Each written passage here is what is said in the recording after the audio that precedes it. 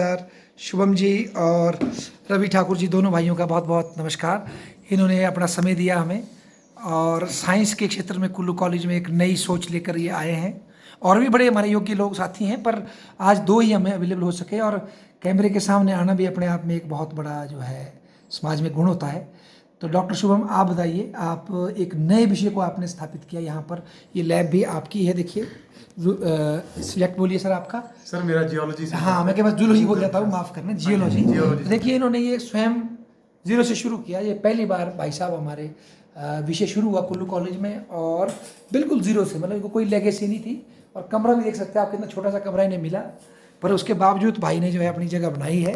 और ये तो चलो सरकार द्वारा हमें एक हाँ, पर मतलब नया इंस्टीट्यूशन खड़ा करना मुश्किल होता है कॉलेज में ना, तो प्रयास आप कर रहे हैं। जी सर, सभी ने मिलकर। तो आप कुछ कहना चाहें कि किस तरह से कुल्लू कॉलेज में बच्चों में नया साइंस के लिए एक उमंग भरी जा सकती, कुछ अगर आप पॉइंट्स दें आप हमें। साइंस के लिए सर हम डिस्कशंस, कुछ ऐसे प्लेटफॉर्म्स क्रिएट कर सकते हैं जिसमें हम डिस्कशंस, ओपन फोरम डिस्कशन, अच्छा, बच्चों के साथ डिस्कशंस हो, जहाँ पे बच्चे मतलब स्टूडेंट ओरिएंटेड अप्रोच हो, जहाँ पे स्टूडेंट्स जितने ओपनली साइंस से रिलेटेड जो क्वेश्चंस हैं वो पूछना चाहें तो पूछ सकते हैं। तो सर स्टूडेंट के पास इतना नॉलेज कैसे होगा?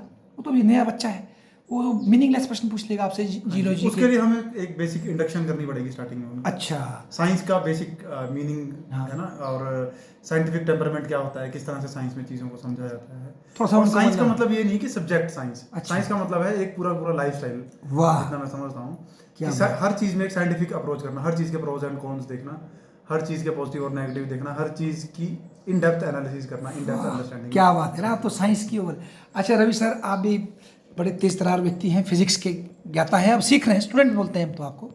तो सर आप फिजिक्स को अगर सरल शब्दों में हमारे दर्शकों के लिए डिफाइन करना चाहें आपके हिसाब से, हमें नहीं बोल रहे कि इसकी डेफिनेशन यही है, पर what do you understand, what is physics in simple शब्द, मतलब सरल शब्द में जो हमारा बच्चा स्कूल में पढ़ रहा है वो भी समझ सके इसे, तो आप क्या कहेंगे सर? देखिए सर, मुझे लगता है कि हमारे एनवायरनमेंट में कुछ भी चीज़ें हैं। अच्छा जी। चाहे आप टेक्नोलॉजी की बात करें जी सर। या फिर आप खान पान, रहन सहन, जो भी चीज़ें हम यूज़ करते हैं। जी सर। जो नई नई चीज़ें हम मशीनें बनी हाँ, हैं, बढ़ रही बनी है। जी सर। तो उसमें जो है ना कहीं फिजिक्स का एक रोल है।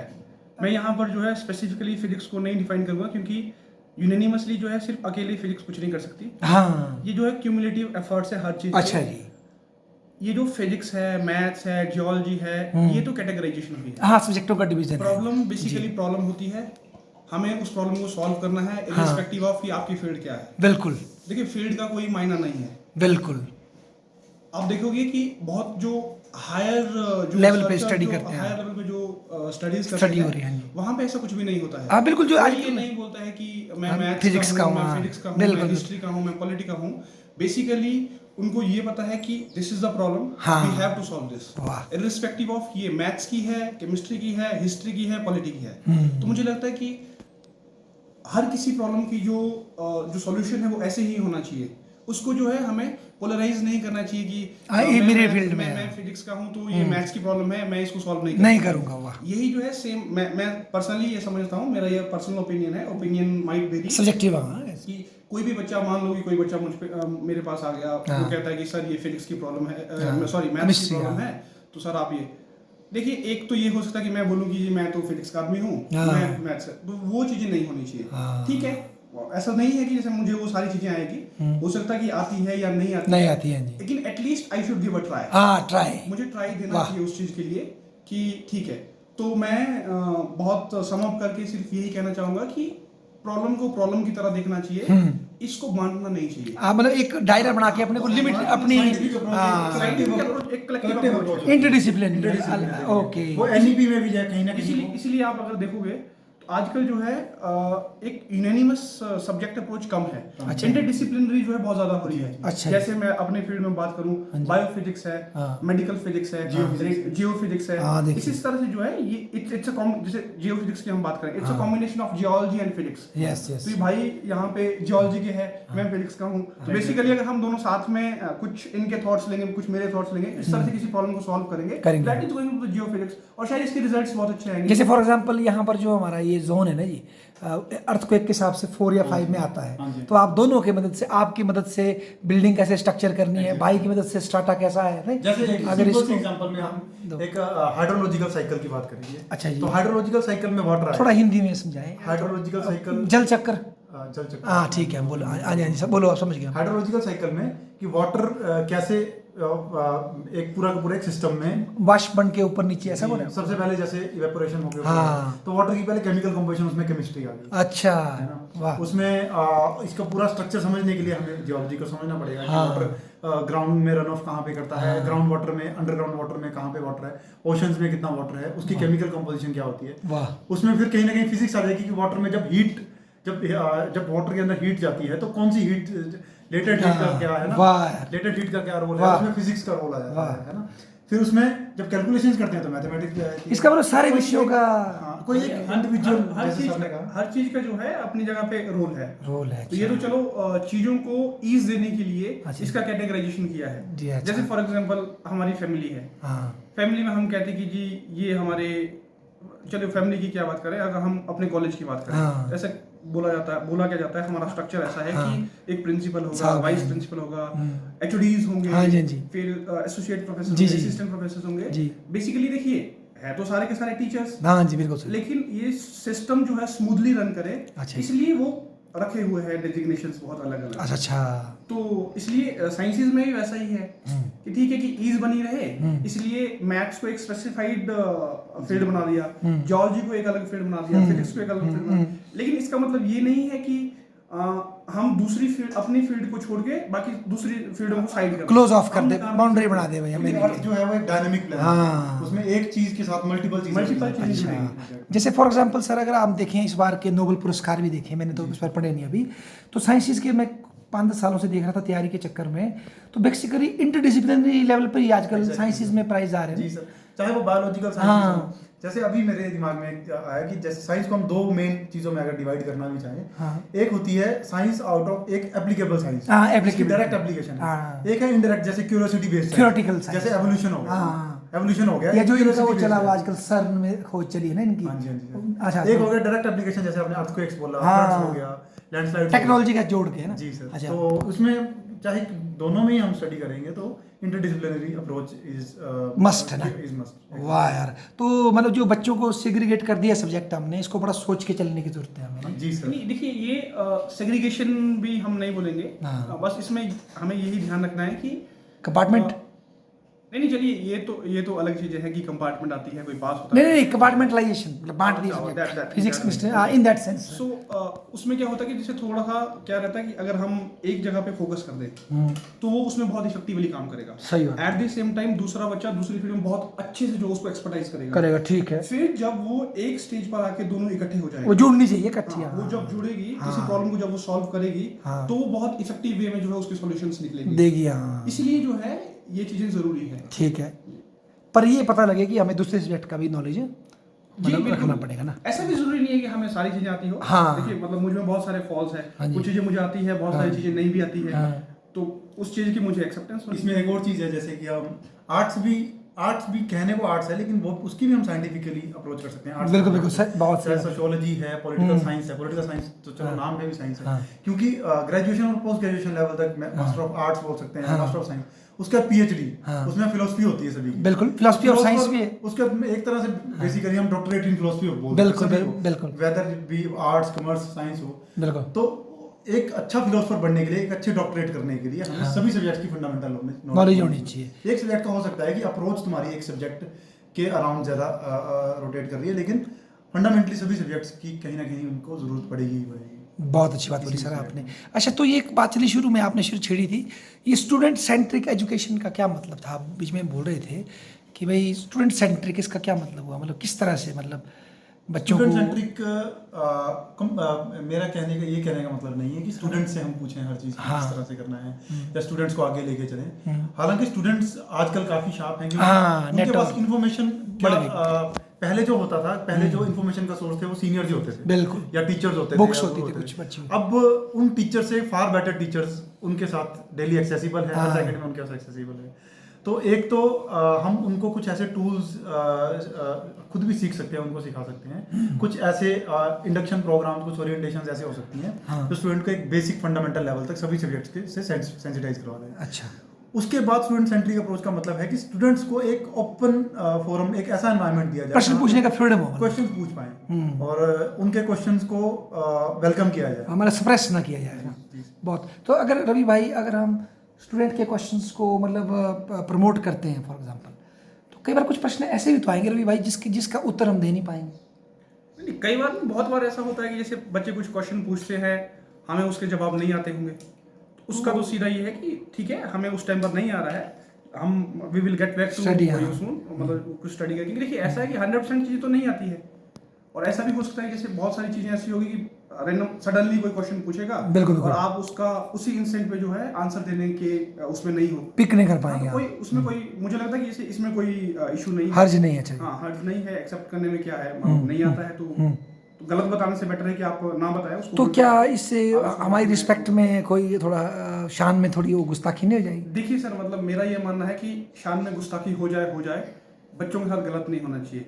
ये मैं मान लूँ कि यही होगा ना कि जैसे मतलब मुझे नहीं आता उसमें क्या, उस टाइम पर सवाल का जवाब नहीं दे पाया, बच्चे बोलेंगे कि यार हमने तो प्रोफेसर को हरा दिया, यही कहेंगे। हाँ, जैसे लेकिन एक देखिए एग्जांपल अब हम गलत नहीं कर सकते। अब देखो, उनको सेटिस्फाई करने के लिए हम ऐसा नहीं बोल सकते कि जी कुछ गलत जवाब मैंने उसको मतलब अपनी टांग ऊपर रखनी है, वो ज्यादा गलत हो जाएगा। हाँ, अन्याय हो तो वो मेरे भी एथिक्स के अगेंस्ट चलेगा, बिल्कुल। किसी टीचर के एथिक्स के अगेंस्ट चले जाएगा। तो मुझे लगता है कि मानना, क्या बात बोली आप, अच्छी बात है। सर आपका क्या कहानी एक है? मेरे को अपना एक्सपीरियंस है, पर्सनल एक्सपीरियंस। स्टार्टिंग में जब सेकंड ईयर नए आए थे, मेरा दूसरा साल था, हाँ। तब एक स्टूडेंट काफी क्वेश्चंस पूछता था। उसके मोस्ट ऑफ द क्वेश्चंस तो ऐसे होते थे, फैक्ट बेस्ड होते थे। फैक्ट मैं कंसेप्ट क्या फैक्ट बेस्ड, तो वो ऐसे फैक्ट निकालता था जो एक्सेप्शंस थे बेसिकली। अच्छा। हर क्लास में कुछ ना कुछ, तो एक बार, दो बार, तीन बार, चार बार, कुछ आंसर्स मुझे पता थे, कुछ नहीं थे। तो एक बार वो बहुत ज्यादा एग्रेसिव उसने क्वेश्चन पूछा। उसका मुझे नाम तो भूल गया, लेकिन उसका फेस मुझे याद है, देखो यार, बिल्कुल। तो उसने बोला कि सर, उसने मोबाइल से निकाला गूगल पे, मैं वाटरफॉल पढ़ा रहा था उसको, वाटरफॉल है ना। वो कहता कि सर ओशन के अंदर भी वाटरफॉल हो सकते हैं। मैंने कहा ओशन के अंदर वाटर में से वाटर कैसे फॉल होगा, है ना? सही क्वेश्चन है ना। फिर मेरे को एकदम से बुरा भी लगा उसके क्वेश्चन। सर इतनी ऐसी की कहता सर ये देखो एग्जांपल। Oh good. तो मेरे को एकदम से चुभी उसकी बात। 2 सेकंड के लिए तो मुझे बुरा लगा, दुनिया हिल गई सारी कि आज तक सभी ने इज्जत दी, इतनी रिस्पेक्ट दी, ये तो कचरा कर दिया यार एकदम से। पर घर जाके जब मैंने उसको स्टडी चिंतन किया, उस पर स्टडी किया, तो जो मुझे ऐसे कंसेप्ट सीखने को मिले जो मैं खुद अपनी प्रिपरेशन के टाइम पे भी नहीं सीखे। क्या बात है, आई ओपनिंग। ओशन में टेम्परेचर डिफरेंस के कारण जो सॉल्ट वाटर है उसमें जो प्रेशर वेरिएशन आती है, उसकी वजह से एक तरह से दिखता है हमें वो वाटरफॉल की इल्यूजन क्रिएट होती है। वाह यार। तो वो एक्चुअल में उसको भी पता नहीं था, मुझे भी पता नहीं था, लेकिन इंपॉर्टेंट ये कि कहीं ना कहीं उसने मुझे वो इंपैक्ट दिया, है ना, वो चीज सीखने को मिली उससे कि ऐसे भी कुछ यूनिक अर्थ के ऊपर फीचर्स होते हैं जो हम जनरली कंसेप्ट में नहीं पढ़ते हैं। सर तो इस खुशी में मैं भी एक छोटी सी कहानी सुनाता हूँ, 1 मिनट की। जी सर। नहीं, मैं वैसे ठीक हूँ।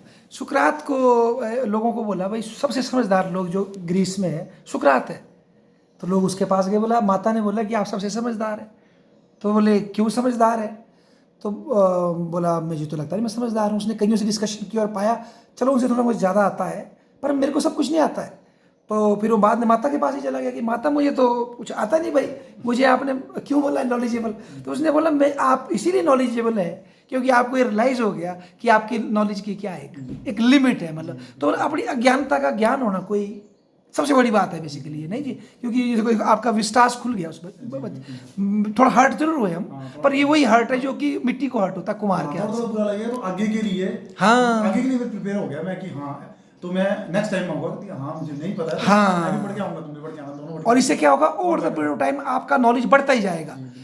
ऐसे बच्चे जितने टकरेंगे उतना ही मतलब प्रोफेसर जो रिफाइन हो जाएगा। उसके नेक्स्ट लेक्चर मैंने उसी टॉपिक पे रखा था मैं बेसिकली कि किस तरह से वो सॉल्ट वाटर में किस तरह से प्रेशर डिफरेंसेस होते हैं। उसमें मुझे बहुत ज़्यादा सीखने को मिला। वो एक दिन जो मैंने खुद स्टडी किया उस चीज़ को, उसमें मेरे को एक नया कंसेप्ट ऐसा सीखने को मिला। हो सकता है वो अगर मैं नॉर्मली पढ़ता तो भूल जाता, तो आप कभी भूल भी नहीं पाऊंगा। वो छू गई ना बात दिल को। वाह यार क्या बात बोली। सर आप क्या बोलेंगे इस चर्चा पे? देखिए सर, मैं तो सिंपल एक लाइन में ही इसको कंक्लूड करूंगा। जी सर। एक्सेप्टेंस जो है वो बहुत बड़ी चीज होती है। वाह क्या अगर बात। आपने एक्सेप्ट कर लिया, आप भी सीखोगे और आप एग्जाम्पल भी अच्छे सेट करेंगे। कोई भी परिपूर्ण नहीं है, बहुत सारी चीजें ऐसी है जो हमें नहीं पता होगी। मेरी स्पेशलाइजेशन थ्योरेटिकल न्यूक्लियर फिजिक्स में है। हजारों चीजें ऐसी है जो मुझे आज भी पता नहीं है। सीखनी है जी।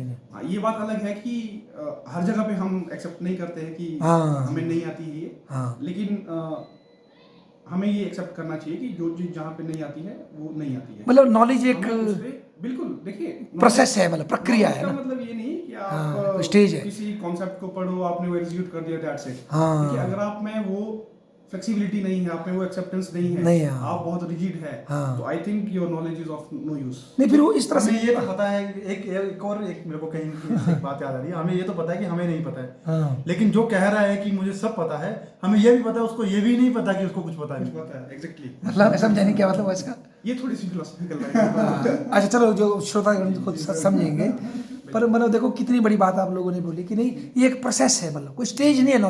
Knowledge is a continuous process अपने को रिफॉर्म करने की, नहीं। और अगर कोई आदमी अपने नॉलेज का ईगो ले लेता है, तो उसी तरह से जैसे किसी टाइम किसी चर्च वाले ने गैलीलियो को माफ़ी मंगवाई होगी कि भाई तूने ऐसे बोल दिया, ये ग्रह ऐसे हैं भाई, इसमें तो ऐसा लिखा है। वो तो वही कर रहे हैं हम।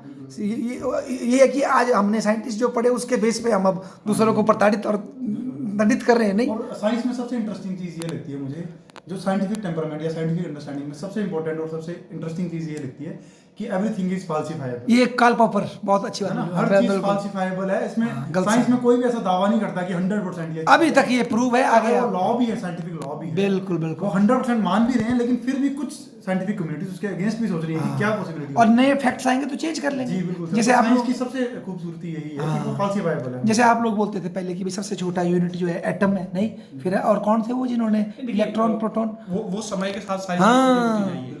शुरू में हम क्लासिकल फिजिक्स पढ़ते थे, जिसमें हाँ। बड़ी बड़ी चीजों की बातें करते थे। वाह। लेकिन with the passage of time जो है ये पता लग गया कि नहीं, ऐसा कुछ चीजें हाँ। और है जिसकी वजह से अलग अलग जो है इम्पैक्ट्स उसके आ रहे हैं। बिल्कुल। उसमें जैसे आपके पास फिर क्वांटम फिजिक्स आ हाँ। रही है, जिसमें हम छोटी छोटी चीजें क्वांटा, करते अच्छा हैं। जी। फिर जो है और जिसमें हमने इलेक्ट्रॉन, प्रोटॉन, ऐसी जो हमने बातें करी है। हाँ। लेकिन फर्दर जो है जैसे जैसे टाइम बीतता गया तो और भी चीजें, डार्क में पहुंच गए। की बात हो गई, हाँ। और भी बहुत सारी चीजें ऐसी है।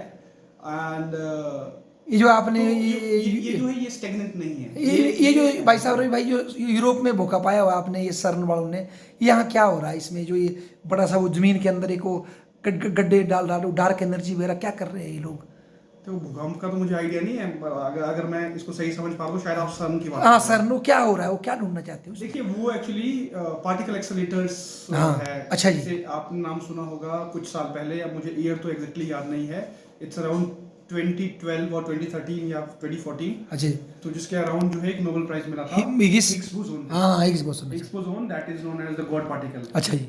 तो वो पार्टिकल वहां पे एक्सेलरेट करवाए गए। अच्छा जी। अब ये इतने छोटे पार्टिकल्स हैं अच्छा जी। जिसका मतलब, क्योंकि हम तो इलेक्ट्रॉन को भी नहीं देख पा रहे हैं, हाँ, बहुत ही छोटा। बहुत सारी अच्छा। छोटी सी चीजें हैं। अच्छा। तो उनको जो है पल्सेस के टर्म्स में देखा जाता है, उनके अच्छा। एनर्जी सिग्नल्स देखे जाते हैं। ओहो। डिटेक्टर्स लगे होते हैं बहुत बड़े बड़े। अच्छा जी। I have never been to CERN, चलो कभी होंगे आप। चलो जितनी हमें हाँ, चीजें नॉलेज है, हमने सुना है, जी, पढ़ा जी। है, उसके अकॉर्डिंग मैं ये बता रहा हूँ। जी। ऐसी ऐसी कुछ चीजें होती है। हमारे बहुत सारे मित्र हैं वहाँ पे। अच्छा जी। जो वहाँ पर अपना, अच्छा, आपके साथ जो स्टडी किए हैं। हाँ, अच्छा। वो जो रिसर्च के लिए वहाँ पे जाते हैं। अच्छा जी। और कुछ लोगों ने वहाँ पे काम किया, कुछ जीएसआई में काम कर रहे हैं, कुछ अच्छा। और भी बहुत सारी जगह पे लोग काम कर रहे हैं। तो ऐसा है। वाह यार, वाह। अब देखो सर, जो आप लोगों ने बात बोली ना, अगर हम शुरू में ही रिजिड हो जाते हैं, नहीं चलो सर, अभी नहीं, इसको रुको, मैं बताता हूँ। मेरे को रोकना सर आता नहीं, सॉरी, मुझे आता रोक दो है। इसको ना। कैसे रोकेंगे? मतलब फिनिश नहीं, अभी चल दो सर, चल, बहुत अच्छे। नहीं, मैं बता रहा हूँ, इसको रोको ना। नहीं, मेरे को रोकना नहीं आ रहा है। इसको रोको। रोको। आप पता क्या करो, ये हो जाएगी बहुत लंबी।